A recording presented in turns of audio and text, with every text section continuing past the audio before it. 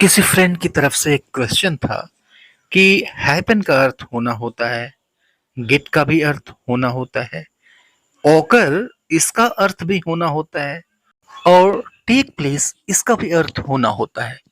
तो क्या हम इंटरचेंजेबली इन सबको एक दूसरे की जगह पे यूज कर सकते हैं? अगर नहीं कर सकते तो इन सब में अंतर क्या होता है? चलिए इस चीज को इस वीडियो में हम डिस्कवर करते हैं। चीजों को अच्छी तरह से समझने के लिए वीडियो को अंत तक जरूर देखें।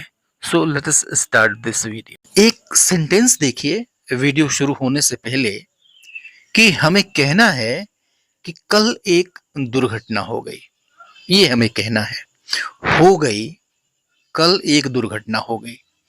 तो हम कहते हैं एन एक्सीडेंट हैपेंड यस्टरडे। सही मालूम पड़ता है, हैपेंड मतलब हो गई। ठीक है। अब ये सेंटेंस देखिए कि एन एक्सीडेंट ऑकर्ड यस्टरडे। कल एक दुर्घटना हो गई। यहाँ पे ऑकर्ड इसका भी मतलब है हो गई। और ये सेंटेंस देखिए कि an accident took place yesterday. एक दुर्घटना कल हो गई, टुक प्लेस मतलब हो गई। अब ये देखने में तीनों सेंटेंसेस सही लग रहे हैं। आइए आगे देखते हैं, एग्जामिन करते हैं। एक गिट से सेंटेंस लीजिए कि हमें कहना है चाय ठंडी हो गई। ओके, तो हम कहते हैं the T got cold. The T got cold, the T got cold. तो क्या ये सेंटेंस है सही मालूम पड़ता है? लेकिन क्या हम ऐसे भी कह सकते हैं द टी हैपेंड कोल्ड? चूंकि हैपेंड मतलब हो गई या हो गया, हो सकता है द टी हैपेंड कोल्ड। चलिए इन सभी चीज को एग्जामिन करते हैं और सबसे पहले शुरू करते हैं हैपन से। हैपन मतलब होना, घटित होना, मतलब कोई इवेंट घटित होना, कोई सिचुएशन बनना, कोई एक्सीडेंट हो जाना, कोई अनएक्सपेक्टेड थिंग घटित हो जाना।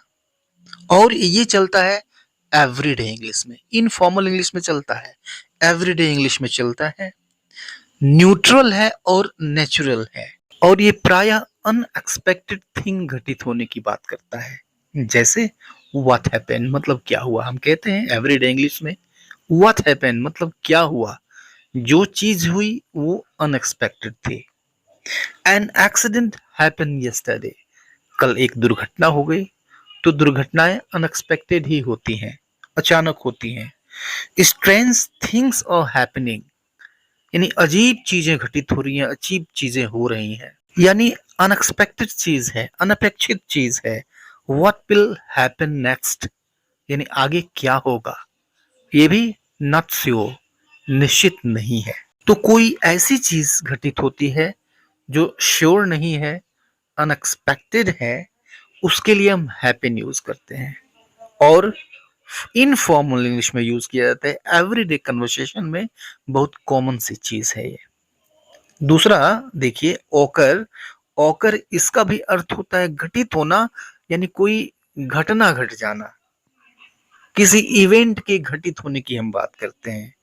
और ये फॉर्मल इंग्लिश में चलता है, ध्यान रखिएगा। फॉर्मल इंग्लिश में बुक्स में मिलेगा, रिपोर्ट्स में मिलेगा, न्यूज में मिलेगा, साइंस में मिलेगा। और इंसिडेंट्स के लिए यूज किया जाता है, आइडियाज के लिए यूज किया जाता है, फेनोमेना के लिए यूज किया जाता है। जैसे an accident awkward yesterday. An accident awkward yesterday यानी कल एक दुर्घटना हो गई। तो ये फॉर्मल बात है, बुकिश लैंग्वेज है, फॉर्मल इंग्लिश में चलता है, फॉर्मल इंग्लिश में यूज किया जाता है। यहाँ भी चीज अनएक्सपेक्टेड ही है। ये दूसरा एग्जाम्पल देखिए कि the error awkward because of negligence, यानी लापरवाही की वजह से यह गलती हुई। गलती हुई, हुई मीन्स ऑकर्ड। और यह फॉर्मल लैंग्वेज है, फॉर्मल इंग्लिश में यूज किया जाता है। अर्थक्वेक्स ऑफन ओकर हियर, यहाँ प्रायः भूकंप आते हैं, अनएक्सपेक्टेड चीज है। और ये बुकिश लैंग्वेज हो सकता है, फॉर्मल इंग्लिश में यूज किया जाता है। तो ध्यान रखिए, एवरीडे इंग्लिश में यूज करना है घटित होने के लिए या फिर होने के लिए, तो चूज करिए हैपन। और बात बुक लैंग्वेज की है, रिपोर्ट्स की है, न्यूज की है, साइंस की है, आइडियाज की है, फेनोमेना की है, तो वहां पे आप ओकर यूज कर सकते हैं। तीसरा वर्ड था टेक प्लेस। इसका भी मतलब होता है घटित होना। टेक प्लेस, होना या फिर घटित होना। तो कोई ऐसी चीज घटित हो जो कि पहले से प्लान्ड है, ठीक है, पहले से फिक्स है। इट मे बी फॉर्मल और सेमी फॉर्मल दोनों हो सकता है, लेकिन हैपन और ऑकर की अपेक्षा यहाँ पे डिफरेंस ये है कि जो चीजें प्लान्ड हैं पहले से, जो चीजें पहले से फिक्स हैं, अगर वो घटित होती हैं या फिर वो होती हैं तो हम टेक प्लेस यूज करते हैं। जैसे the meeting will take place tomorrow. The meeting will take place tomorrow, यानी कल मीटिंग होगी, कल मीटिंग आयोजित की जाएगी, कल मीटिंग होगी। चीजें इस तरह की जो चीजें होती हैं, मीटिंग्स वगैरह, ये पहले से फिक्स होती हैं, तो प्लान्ड है ये। The wedding took place in Delhi. शादी दिल्ली में हुई, टुक प्लेस हुई, शादी दिल्ली में हुई, ये भी प्लान्ड है, पहले से फिक्स है। The exam will take place next month. परीक्षा अगले महीने होगी। विल टेक प्लेस होगी, the exam will take place next month, अगले महीने परीक्षा होगी, तो ये भी पहले से फिक्स है। तो मीटिंग्स के लिए, सेरेमनीज के लिए, इलेक्शंस, क्लासेस, फेस्टिवल्स, प्रोग्राम्स, इन सब के लिए हम यूज करते हैं टेक प्लेस। एक एग्जांपल ये देखिए, the accident took place yesterday. The accident took place yesterday, यानी कल दुर्घटना हुई, दुर्घटना कल हुई। टुक प्लेस, तो टुक प्लेस मतलब हुई, सही है, पॉसिबल है, लेकिन यह अननेचुरल मालूम होता है, अननेचुरल लगता है, ठीक है, तो अवॉइड करें तो ही अच्छा है। अब गेट देखते हैं।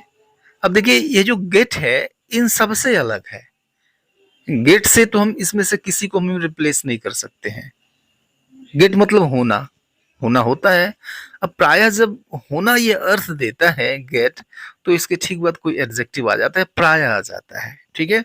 और यह क्या बतलाता है, ये बतलाता है चेंज, यानी बदलाव बतलाता है, कोई क्वालिटी है जो बदल रही है या फिर बदल गई। जैसे it is getting dark. It is getting dark यानी अंधेरा हो रहा है। यह क्या है, बदलाव है भाई, पहले कुछ और था अब कुछ और हो रहा है।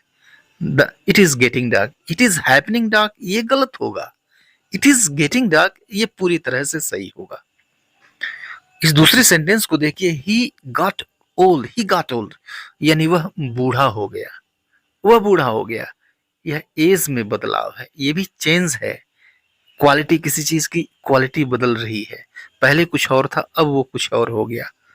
द ही गॉट ओल्ड, वह बूढ़ा हो गया।